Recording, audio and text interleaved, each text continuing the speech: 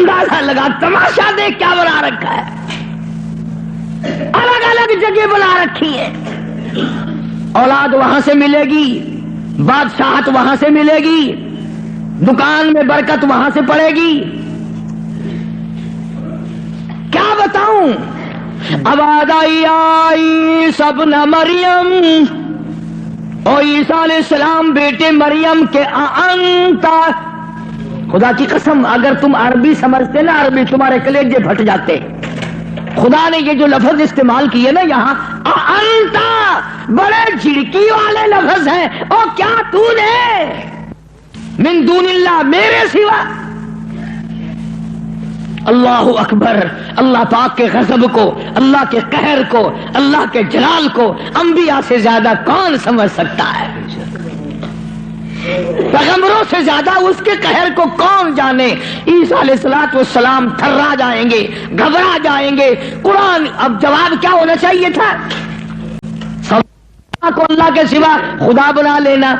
تو جواب یہ ہونا چاہیے تھا، نہیں جی، نہ صحیح، نہیں صاحب، میں نے ایسا نہیں کیا. اللہ اللہ. اب آتی ہے عیسیٰ علیہ السلام روئے، گھبرائے، بول اٹھے، فرمانے لگے قال سبحانک. آیا وہی لفظ، عیسیٰ علیہ السلام پاک ذات تیری، سبحانک، تو پاک ہے، شریکوں سے پاک ہے، عیبوں سے پاک ہے. جب تو خود پاک ہے میں شریک کیسے بن جاتا؟ ہاں کی بات نہیں کری، خدا کی عدالت ہے. ہاں شیشن میں عدالت میں پیشی ہو نا، کئی دن پہلے بخار چڑھ جاتا ہے. ہائی کورٹ کی پیشی ہو ہفتہ پہلے دماغ خراب ہو جاتا ہے. سپریم کورٹ کی پیشی ہو 6 مہینے پہلے دماغ خراب ہو جاتا ہے فکر میں. ارے خدا کی عدالت کی پیشی ہے، عدالت خدا کی ہے، پیشی نبی کی ہے. فرمایا قال سبحانک.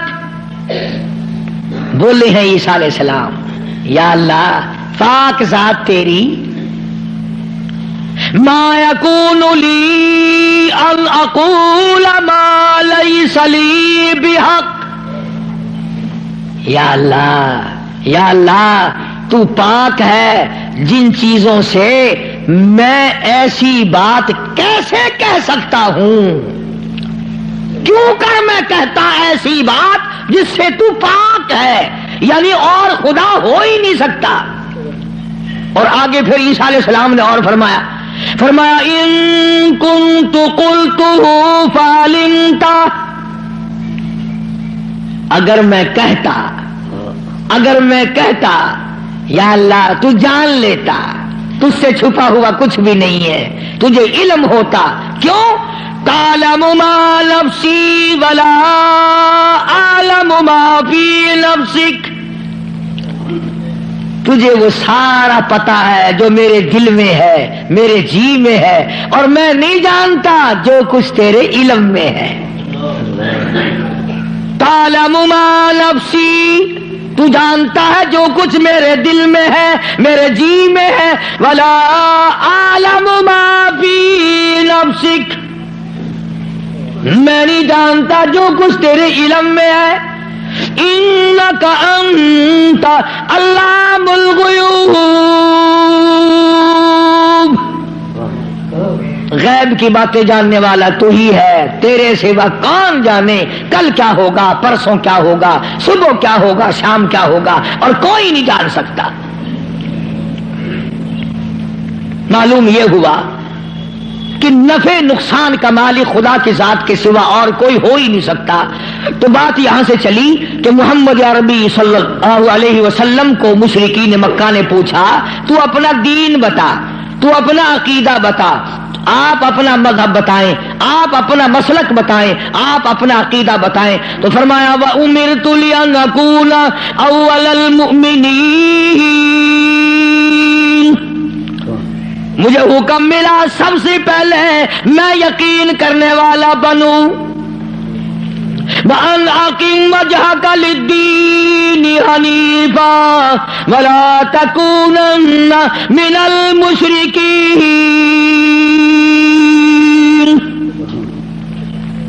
میں اس خدا کی طرف منہ کیے بیٹھا ہوں، میرا اسی کی طرف دھیان ہے، اسی کی طرف توجہ ہے، اور لوگوں مجھے مارو یا چھوڑو، صلح کرو یا لڑائی کرو، میرے غلاموں کو مارو یا چھوڑو، میں اپنے اس پیٹ پہ ایک ایک وقت میں 2 پتھر تو باندھ سکتا ہوں، پر اپنے خدا کے ساتھ میں کسی کو شریک نہیں کرنے کا۔ میں ایک وقت میں 15 دن درختوں کے پتے تو چبا سکتا ہوں، پر میں اللہ سبحانہ و تعالی کی ذات میں کسی کو شریک نہیں کر سکتا۔ اس کی چوکھٹ کے سوا میں اور کسی جگہ سر جھکا نہیں سکتا۔ یہ سر کر سکتا ہے، جھک نہیں سکتا۔ کیوں؟ فرمایا وَلَا تَدْعُ مِن دُونِ اللَّهِ مَا لَا يَنفَعُكَ وَلَا يَضُرُّكَ۔ نفع اسی کی طرف سے ہے، نقصان اسی کی طرف سے ہوگا۔ اور اگلی آیت کا اگر سیدھا سیدھا ترجمہ کروں تو آپ سمجھے گی مشکل سے۔ قرآن کریم کا یہ مزاج ہے، اللہ تبارک و تعالیٰ کی یہ عادت ہے کہ وہ احکام بیان کرتے ہوئے اس طریقے سے بیان کرتے ہیں جیسا گھروں میں عورتیں ڈائریکٹ بہو کو کہتی ہوئی ذرا گھبراتی ہے، لڑائی جھگڑے کا امکان ہے کہ کھڑی ہو جا، کام پڑا ہے۔ اصل مقصد ہے بہو کو کہنا، لیکن ماں کرے گی کیا؟ یہ چھوکری کھڑی ہو جا، دیر ہوگی، شرم نہیں آتی، اب تک پڑی ہے، جانے گی نا کہ یہ میری لڑکی ہے، برا نہیں ماننے کی۔ اصل میں کہنا بہو کو ہے، سنانا لڑکی کو ہے، اس لیے حکم دینا امت کو ہے اور کلوانا کالی کملی والے کی زبان سے ہے۔ لوگ قرآن کا مزاج نہیں سمجھ سکتے۔ ڈائریکٹ عورت کبھی نہیں کہتی روٹی پکا لے، بہو کھڑی ہو کر روٹی برتن مانج لے، کپڑے دھو لے، بلکہ اگر صرف چھوٹی سی بچی بھی ہوگی اسی کا نام لے گی، یہ تو جھاڑو دے لے، وہ کر لگا لے، برتن پڑے ہیں انہیں صاف کر لے۔ حالانکہ کہنا بہو کو، نو کو کہنا مقصد ہے، لیکن ماں لڑکی کا نام لیتی ہے۔ اللہ سبحانہ و تعالیٰ نے فرمایا میرے محبوب اگر آپ نے نفع نقصان کا مالک کسی اور کو سمجھا، اللہ اکبر، پھر قرآن کریم کا مزاج دیکھو، فرمایا فَإِن فَعَلْتَ اس وقت ہو جاؤ گے تم، فَإِن فَعَلْتَ فَإِنَّكَ إِذًا مِنَ الظَّالِمِينَ۔ اگر کسی کو نفع نقصان کا مالک سمجھا، ظالمین میں سے بن جاؤ گے، راہ ہدایت تمہارے سامنے سے اٹھ جائے گا۔ اس لیے میں نے یہ عرض کیا، بڑی 11ویں، چھوٹی 11ویں، درمیانی 11ویں، پتہ نہیں کیا کیا بنا رکھا ہے۔ اصل قصور ہمارا مولویوں کا نہیں ہے جو بدعت نکالتے ہیں، قصور تمہارا ہے۔ اگر خوشی خوشی میں صبح صبح مولویوں کے متھے 2-2 4-4 روپے مار آؤ تو ایمان سے نہ یہ تمہیں 11ویں بتائیں نہ یہ 18ویں بتائیں، رہنا تو یوں نکلتا ہے نا۔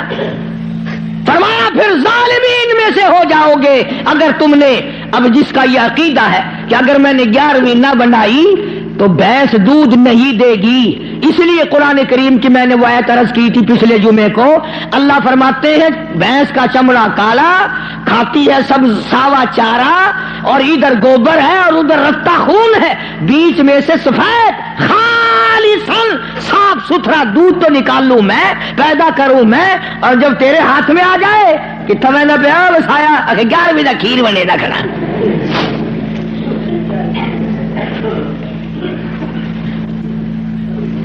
فرمایا یہ میں نے پیدا کیا ایک ایک قطرہ دودھ کا، ایک ایک قطرہ خالصاً۔ لوگوں نے یہ سمجھا پانی ملا ہوا نہیں ہوگا، یہ جو لفظ خالص ہے قرآن کریم میں، اس سے لوگوں نے یہ سمجھا ہوگا کہ خالص ہوگا بغیر پانی کا، نہیں، یہ بات نہیں، بلکہ اللہ پاک فرماتے ہیں پانی سے بھی پاک ہے، خالصاً میرے نام کے سوا اس دودھ کا ایک قطرہ پیدا کرنے والا کوئی نہیں، خالصاً ایک بوند دودھ کی میرے سوا کوئی نہیں بنا سکتا۔ اس لیے فرمایا وَيَمْسَسْكَ اللَّهُ، اللہ اللہ۔ سورۃ یونس کا آخری رکوع ہے، 11واں سپارہ ہے۔ دیکھا 11ویں کا ثبوت 11ویں سپارے میں۔ میں نے مولوی صاحب سے پوچھا، میں نے کہا جی 11ویں کا کچھ ثبوت بھی ہے؟ آخر ہاں۔ میں کہا کتنے؟ اگر 11واں سپارہ نہیں کھڑا قرآن میں؟ میں کہا ہے اکبر 11ویں ثابت تھی گئی۔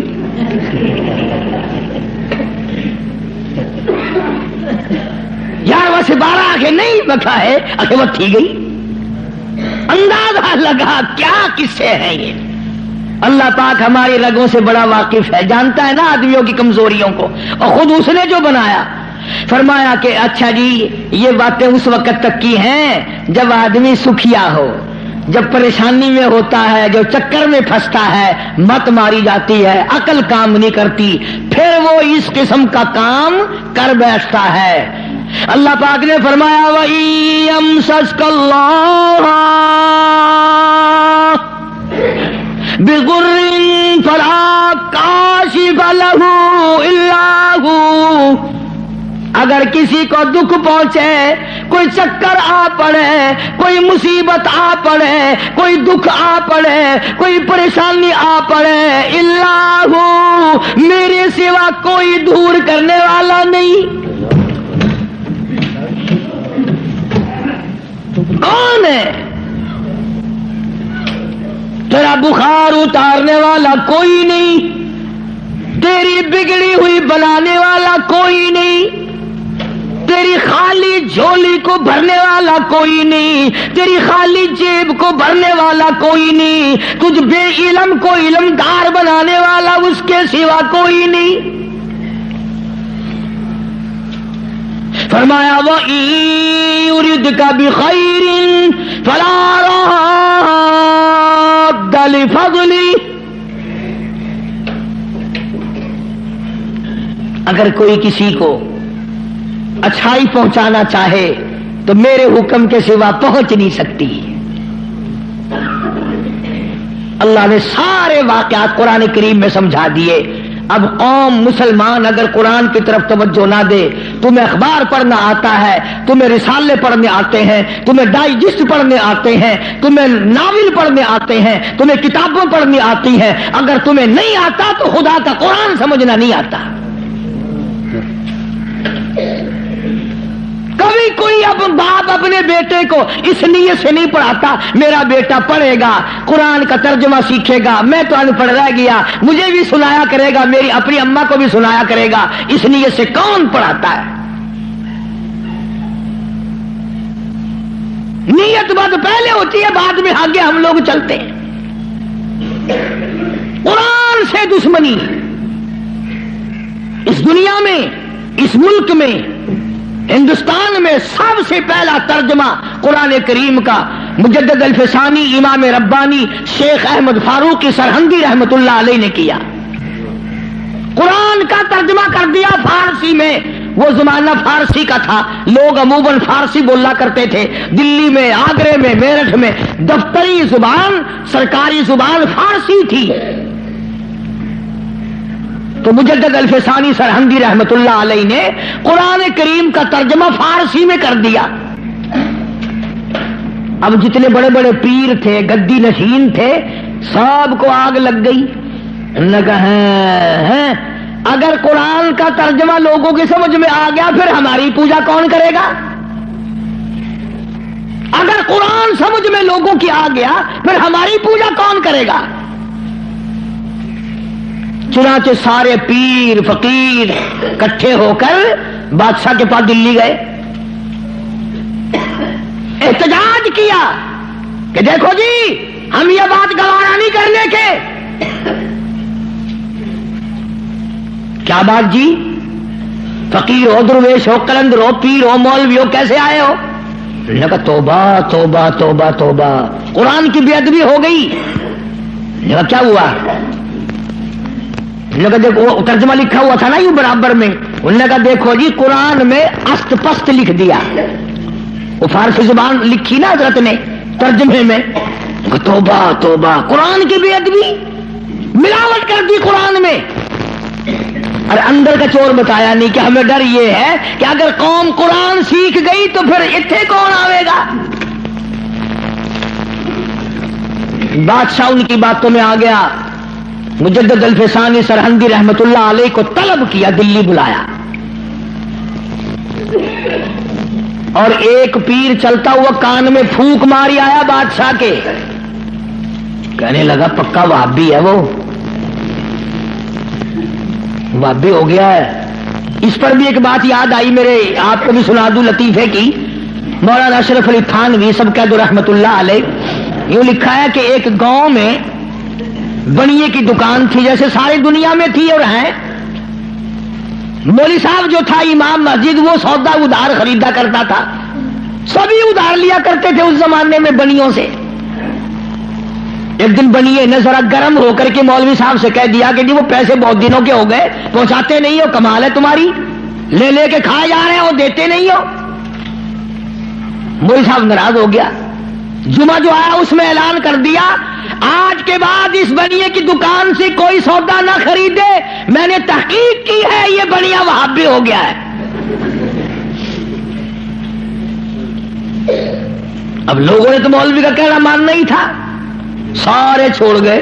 बनिया सुबह बैठे, शाम को थप्पड़ में से यूं ही खाली उठ जाए, बड़ा हैरान है क्या हुआ, ये तो होता था कभी ज्यादा बिक गया कभी थोड़ा, ये जंगला कैसे लग गया, कोई नहीं आता, बिल्कुल बंद।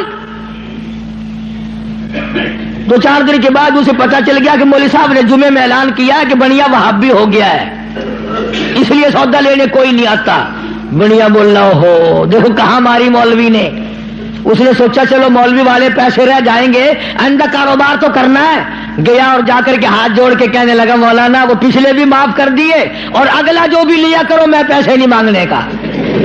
बस अगले जुमे को मौलवी साहब ने ऐलान कर दिया फलाने बनिए से सौदा खरीदा करो, उसने वहाबी पड़े से तौबा कर ली।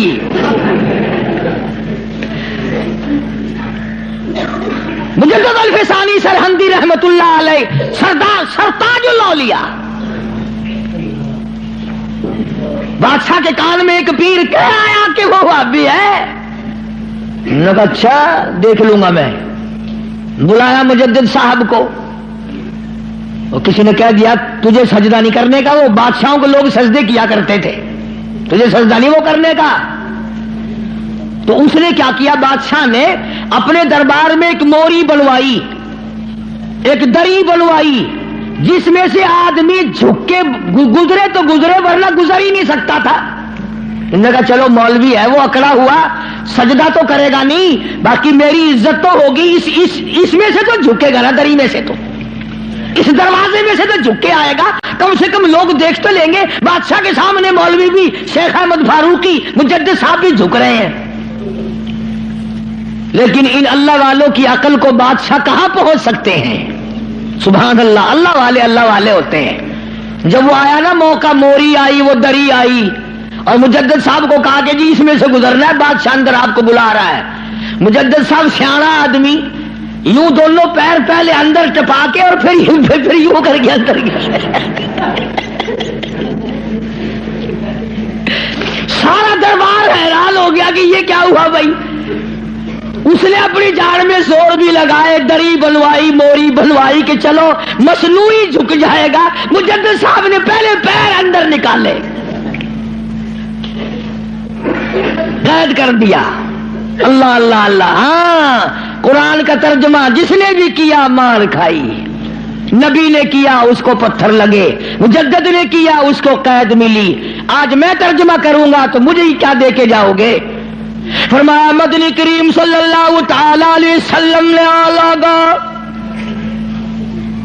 इस बात को पल्ले बांध लो, सारी दुनिया की इबादत और सारी दीनी इबादत का मदार है अल्लाह की तौहीद पे। मुजद्दिद साहब को जेल में डाल दिया कुरान का तर्जुमा करने के जुर्म में। تو آج ہی کون معاف کرتا ہے؟ قرآن کریم کا جو ترجمہ سنائے گا، جو مصطفیٰ کریم صلی اللہ علیہ وسلم کے ارشاد کو صحیح صحیح سنائے گا، کون سامنے پیش کرے؟ ایک بات تو یاد کرنے کے قابل ہے، اللہ اکبر نبی کا آخری وقت ہے صلی اللہ علیہ وسلم. ایمانداری سے بتاؤ، قبلے کی طرف منہ کیے ہوئے سارے باوضو بیٹھے ہو، مرد عورت وضو کے ساتھ بیٹھے ہو، آخری وقت ہو، بالکل آخری وقت ہو، یقین ہو جائے دل کو کسی طرح سے بھی کہ میرا آخری وقت ہے، پھر آدمی ہر وہ چیز مانگتا ہے جو اچھے سے اچھی لگے آخرت کے اعتبار سے، توبہ کرنے کی کوشش کرتا ہے، استغفار کرتا ہے، یعنی جو کام اس کی نظروں میں سب سے اچھا ہو وہ کرنے کی کوشش کرتا ہے. آخر میں مدنی کریم صلی اللہ تعالی علیہ وسلم کا آخری وقت ہے، اللہ پاک کی حضور میں جھولی پھیلا دی، مانگنے والا مصطفیٰ کریم صلی اللہ علیہ وسلم ہے، دینے والا خدا ہے. آخری وقت میں کیا مانگا؟ اولاد نہ مانگی، کھانا نہ مانگا، کپڑا نہ مانگا، اولاد کے لیے کچھ نہ مانگا، گھر والیوں کے لیے کچھ نہ مانگا، بیٹیوں کے لیے کچھ نہ مانگا، فاطمہ الزہرا کے لیے کچھ نہ مانگا، سیدنا حسن کے لیے کچھ نہ مانگا، سیدنا حسین کے لیے کچھ نہ مانگا، تمام گھر والوں کے لیے کچھ نہ مانگا، اور فرمایا اللہم او میرے رب لا تجعل قبری، اور میرے معبود میری قبر کو سجدہ گانا بنانا.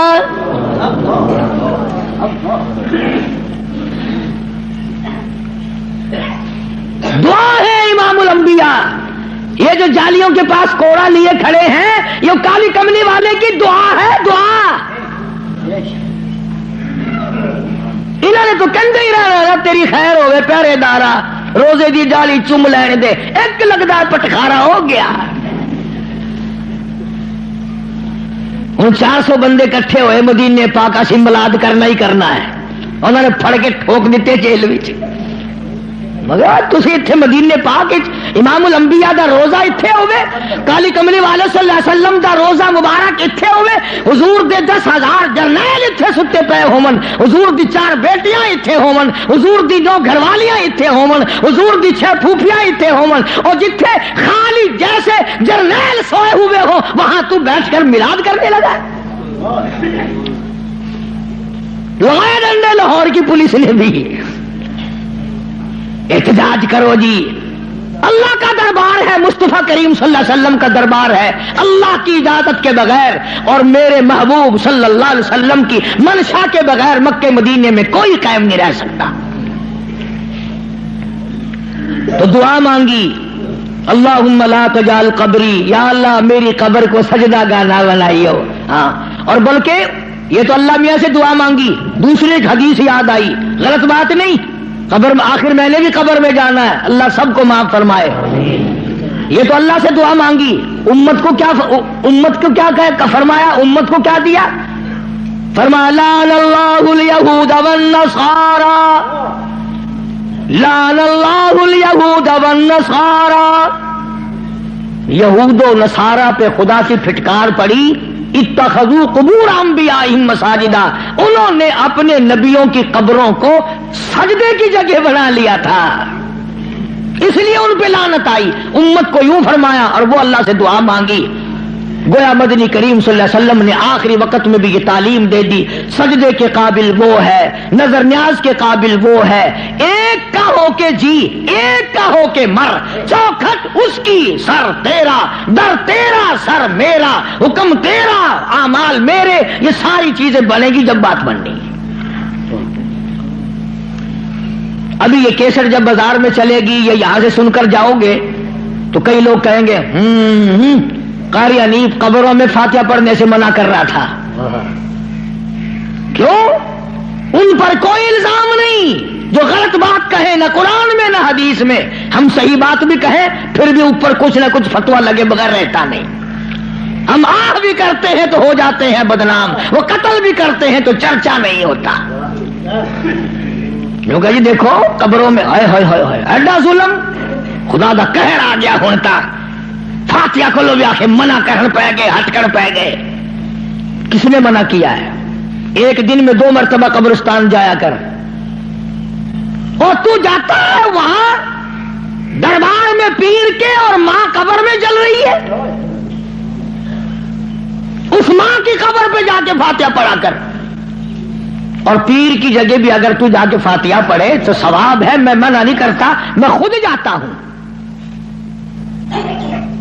قرآن پڑھ، تلاوت کر، الحمد شریف 1 مرتبہ پڑھ، 3 مرتبہ قل هو اللہ پڑھ کر اللہ کے بندوں کو ساروں کو بخش دے، ایک کو بخش دے، ماں کو، باپ کو، پیر کو، فقیر کو. کون منع کرتا ہے؟ حکم ہے اس طرح کیا کرو. بات ہے دوسری، سلطان باؤ رحمت اللہ علیہ کے مزار پہ چلے جاؤ، ہزاروں من مٹی کا ڈھیر لگا ہوا، چیکڑی مٹی، ٹبے پڑے لگے ہوئے، اور ایک بیٹھا نامس ٹنڈا، لائن لگ رہی ہے عورتوں کی، اور وہ مٹی گول گول کے پلا رہا ہے. کہنے لگا جی 100 مرضوں کی دوا ہے حضرت دی. لے، یہ بات نہیں ہے، یہ غلط ہے بس. اس لیے قرآن کریم کا ترجمہ سورۃ یونس کا جو لکھے پڑے لوگ ہیں، 11واں سپارہ سورۃ یونس کا آخری رکوع ہے، اس کا ترجمہ دیکھنا، تفسیر دیکھنا. اللہ مجھے اور آپ کو عمل کی توفیق عطا فرمائے. اللہ پاک ہم سب کا خاتمہ بالخیر فرمائے. قرآن کریم کا اور مصطفیٰ کریم صلی اللہ علیہ وسلم کا خادم اور غلام بنائے. وآخر دعوانا ان الحمدللہ رب العالمین. اللہم صل وسلم وبارک علی سیدنا مولانا محمد النبی الامی الہاشمی وعلی آلہ واصحابہ برۃ الکرام. یا اللہ سب بیماروں کو شفا عطا فرما.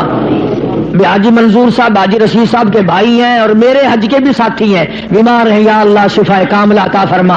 حاجی رشید صاحب کو بھی کچھ تکلیف سی رہتی ہے، ویسے ٹھیک، اللہ شفا دے. اور تمام مسلمان بیماروں کو شفا عطا فرما. ساری مخلوق پہ کرم فرما.